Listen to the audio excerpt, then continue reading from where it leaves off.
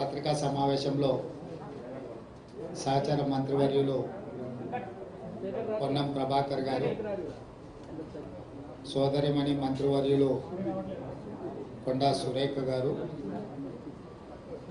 ప్రభుత్వ ప్రత్యేక సలహాదారు మొహమ్మద్ అలీ షబీర్ గారు, రాజ్యసభ సభ్యులు అనిల్ కుమార్ యాదవ్ గారు, శాసనసభ్యులు డాక్టర్ కవంపల్లి సత్యనారాయణ గారు, ముఖ్యమంత్రి ప్రత్యేక సలహాదారులు వేం నరేందర్ రెడ్డి గారు, మిత్రుడు ఏఐసిసి సెక్రటరీ సంపత్ కుమార్ గారు, డాక్టర్ రోహిన్ రెడ్డి ఖైరతాబాద్ అధ్యక్షులు ఈ పత్రికా సమావేశంలో పాల్గొనడం జరిగింది. మీకు అందరికీ తెలుసు, కాంగ్రెస్ పార్టీ ప్రతిపక్షంలో ఉన్నప్పుడు ప్రజల దగ్గరికి వెళ్ళి మార్పు కావాలి, కాంగ్రెస్ రావాలి అనే నినాదంతో ప్రజల దగ్గరికి వెళ్ళి మా 6 గ్యారెంటీలను ప్రజలకు వివరించి తెలంగాణ రాష్ట్రం ఇచ్చిన పార్టీగా తెలంగాణ ప్రజల యొక్క సమస్యల్ని వింటూ సావధానంగా వాటిని పరిష్కరించడానికి అవసరమైన ప్రణాళికతో ముందుకు వెళ్తామని చెప్పి పూర్తి స్థాయిలో 4 కోట్ల తెలంగాణ ప్రజలకు వివరించి ప్రజల యొక్క ఆమోదం పొంది డిసెంబర్ 7 తారీఖు నాడు ఎల్బీ స్టేడియంలో ఇందిరమ్మ రాజ్యము ప్రజాపాలన ప్రమాణ స్వీకారం చేసినాము. ప్రమాణ స్వీకారం చేసిన రోజు నుంచి ఈ రోజు వరకు ప్రతి నిమిషం ప్రజలకు ఇచ్చిన 6 గ్యారెంటీలను అమలు చేయాలన్న తపన, 10 సంవత్సరాలు చంద్రశేఖరరావు 100 సంవత్సరాలకు సరిపోయేంత విధ్వంసం తెలంగాణను చేసి తెలంగాణను పూర్తిగా అప్పుల ఊబిలో ముంచేసి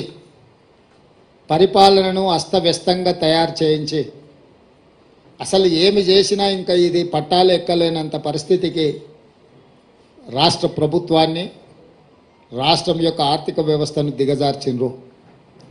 మొదటి రోజు నుంచి గత ప్రభుత్వం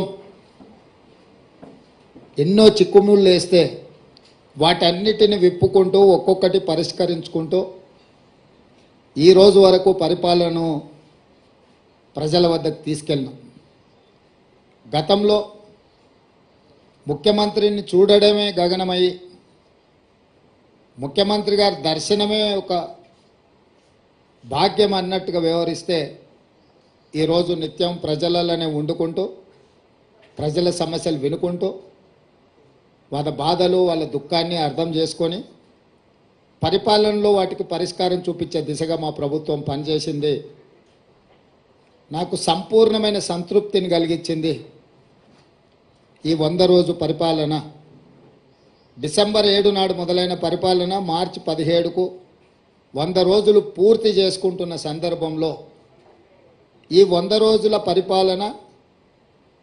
ప్రజలు మా పట్ల చూపించిన సానుభూతి, మేము గత ప్రభుత్వం సృష్టించిన సమస్యల్ని పరిష్కరించే విధానంలో విఘ్నులు కానీ, తెలంగాణలో ఉన్న కవులు కళాకారుల నుంచి మొదలు పెడితే ప్రతి ఒక్కరూ మాతో పంచుకుంటున్న విషయాలను దృష్టిలో పెట్టుకొని నాకు సంపూర్ణమైన సంతృప్తి కలిగించింది 100 రోజుల పరిపాలన. కానీ 100 రోజుల పరిపాలనతో సమస్యలన్నీ పరిష్కారమైనవని మేము భావించడం లేదు. ఇంకా బాధ్యతతో ఇచ్చిన 6 గ్యారెంటీలలో మిగిలిన హామీలను కూడా అమలు చేస్తూ రాష్ట్రంలో ఉన్న ఎన్నో అపరిష్కృతమైన సమస్యల్ని పరిష్కరించుకుంటూ ముందుకు వెళ్తూ అధికారం చేపట్టిన 48 గంటల్లోనే ఆర్టీసీ బస్సుల్లో ఆడబిడ్డలకు ఉచిత ప్రయాణము కల్పించి ఈ రోజుకు దాదాపుగా 26 కోట్ల మహిళలు ఉచితంగా బస్సు ప్రయాణాన్ని వినియోగించుకున్నారు. రాజీవ్ ఆరోగ్యశ్రీ ద్వారా